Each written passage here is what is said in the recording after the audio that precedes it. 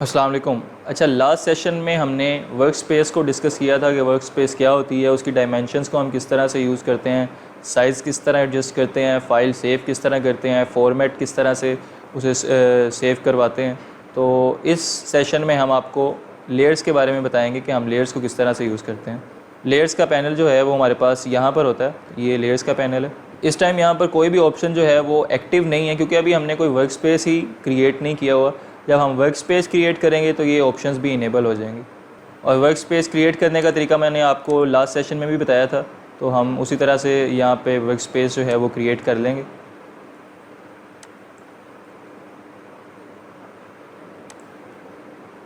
ये हमने एक वर्क स्पेस बना ली है और आप यहाँ पर देख रहे होंगे कि एक बैकग्राउंड लेयर यहाँ पर ऐड हो गई है।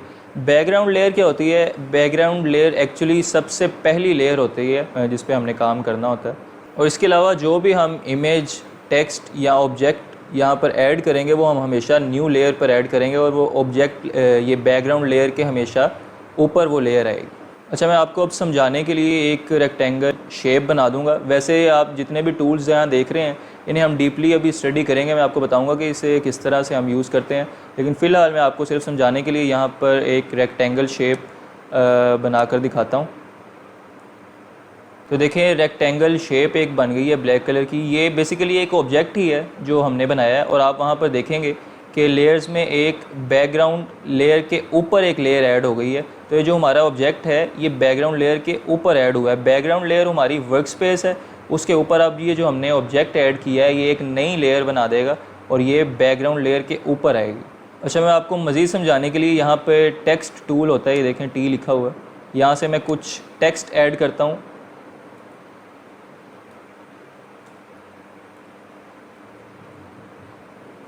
ये देखें हमने हेलो वर्ल्ड टाइप किया यहाँ पर।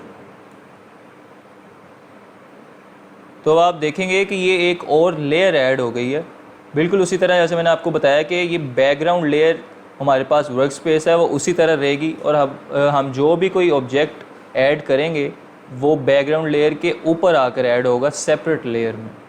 और मैं आपको बताता चलूँ कि एडोब फोटोशॉप में हम जो भी काम करेंगे, मिसाल के तौर पर हम कोई इमेज ऐड करते हैं या कोई टेक्स्ट ऐड करते हैं, कोई शेप ऐड करते हैं, तो हम हमेशा वो न्यू लेयर पर बनाएंगे। हमेशा कुछ भी इस तरह से ऐड करने से पहले आप न्यू लेयर पर उसे बनाएंगे, वो आपको ऑब्जेक्ट यूज़ करने में आसानी होगी।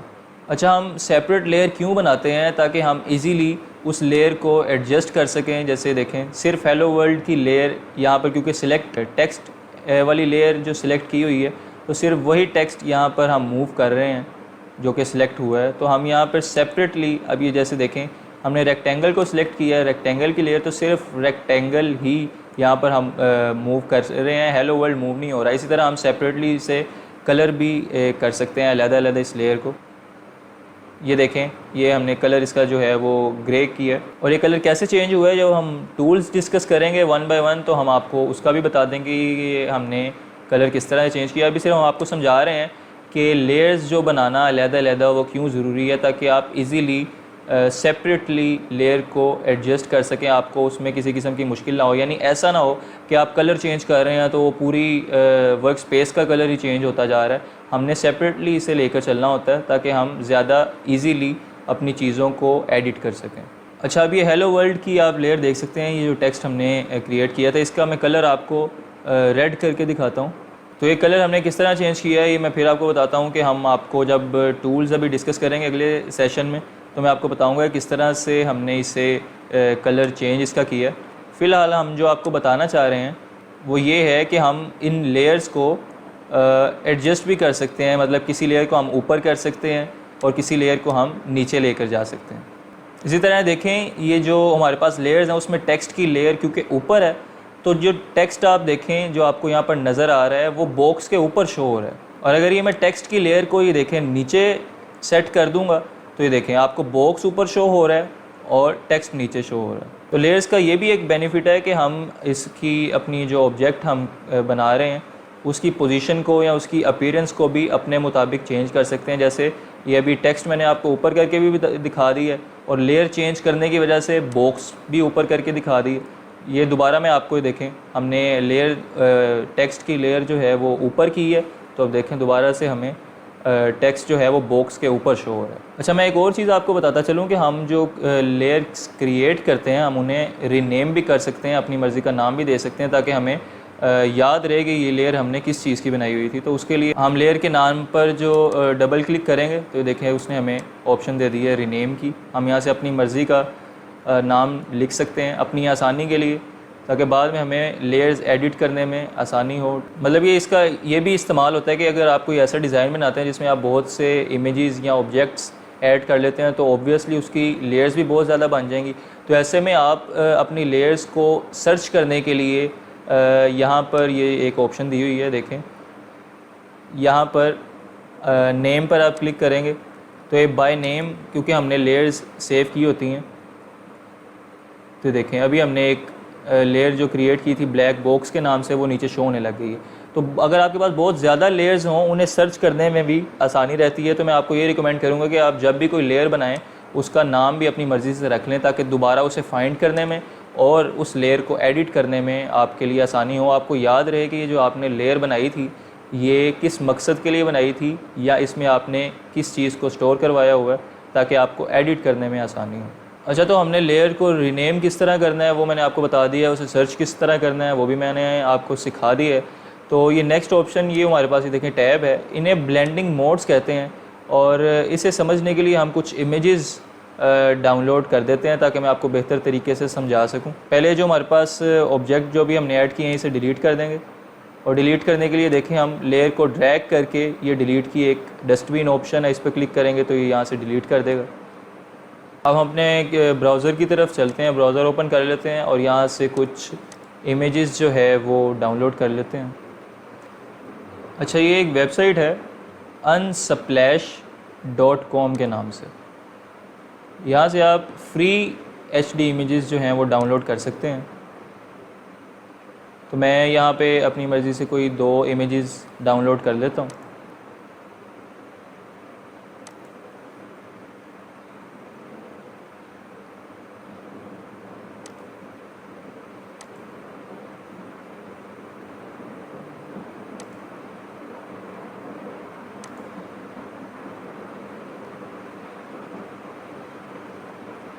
अच्छा, दोनों इमेजेस जो हैं हमारी डाउनलोड हो चुकी हैं और अब हम इन दोनों इमेजेस को अपने वर्क स्पेस में एडजस्ट करते हैं जो फ़ोटोशॉप पर है। ये हमारी वर्क स्पेस है और यहाँ पर हम इसे एडजस्ट करेंगे इसके साइज़ को। जैसा मैंने आपको कल भी बताया था कि हम इसको एडजस्ट करने के लिए आल्ट और शिफ्ट को दबाएंगे और इसकी किसी भी नोड को हम ड्रैग करेंगे तो वो एडजस्ट हो जाएगी, हम अपनी मर्ज़ी से उसे एडजस्ट कर सकते हैं। तो ये हमने जो इमेज है उसके साइज़ को एडजस्ट कर दिया और ये देखें उसकी लेयर भी वहाँ पर ऐड हो गई है ऑटोमेटिकली। और ये अब हम अपनी दूसरी इमेज को भी ले आएंगे और उसको भी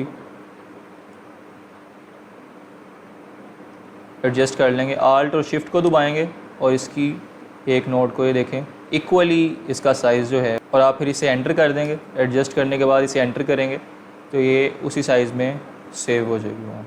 तो अब ये मैं आपको लेके चलता हूँ ब्लेंडिंग मोड्स की तरफ।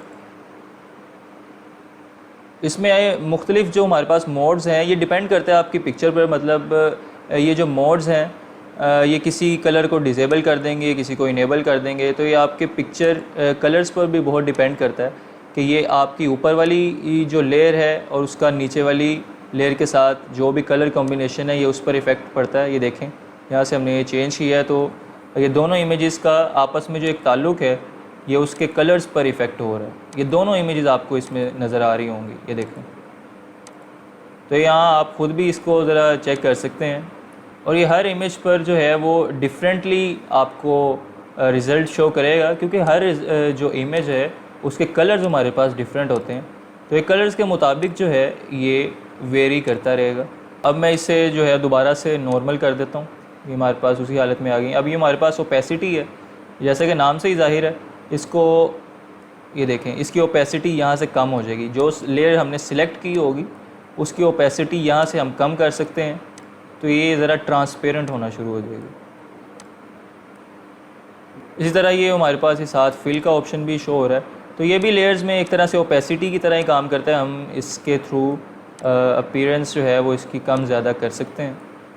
अच्छा, इसके बाद ये हमारे पास लॉक की ऑप्शंस कुछ हैं। यहाँ से अगर हम इसे लॉक ऑल कर देंगे तो हमारी जो सिलेक्टेड लेयर है, ये देखें अभी ये मूव कर रही है, और ये जो हमारी सिलेक्टेड लेयर है अगर हम इसे लॉक कर देंगे तो उसके बाद ये देखें ये मूव भी नहीं करेगी, आप इस पर कुछ पेंट भी नहीं कर सकते, इसका साइज़ भी नहीं चेंज कर सकेंगे, कुछ भी नहीं कर सकेंगे। तो ये लॉक से ही रिलेटेड कुछ और भी ऑप्शंस साथ दी गई हैं, तो वो भी आप चेक कर सकते हैं। वो वैसे इतना हमारे काम में इस्तेमाल नहीं होंगी। तो अब ये मैं लेयर जो है ये डिलीट करने लगा हूँ। जैसा मैंने लास्ट टाइम भी आपको बताया था, ड्रैग करेंगे और हम इसे यहाँ पर ला कर छोड़ देंगे तो ये डिलीट हो जाएगी। इसी तरह न्यू लेयर ऐड करने के लिए नीचे एक ऑप्शन दी होती है ये वाली, इस आइकन पर आप क्लिक करेंगे तो ये न्यू लेयर ऐड कर देगा।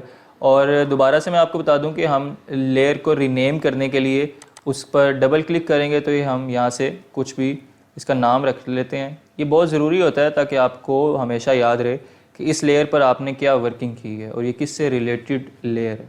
तो हमने एक न्यू लेयर जो है वो अभी ऐड की है, तो ये अभी ब्लैंक है, तो मैं आपको इस पर कुछ पेंट करके दिखा देता हूँ। ये देखें, ये क्योंकि ब्लैंक लेयर है तो ये अभी मैंने इस पर कुछ पेंट किया है। तो अब ये जो हम पेंट कर रहे हैं, याद रहे ये जो पेंट है ये न्यू लेयर पर, जो ब्लैंक लेयर अभी हमने बनाई थी ये वाली, इस पर पेंट हुआ है, नीचे वाली इमेज पर नहीं हो रहा। तो ये फ़ायदा होता है, ये देखें कि हम सेपरेटली इसे मूव भी कर सकते हैं। ये ब्लैंक लेयर पर एक्चुअली हमने पेंट किया है, ये पीछे वाली इमेज वैसे की वैसे ही है।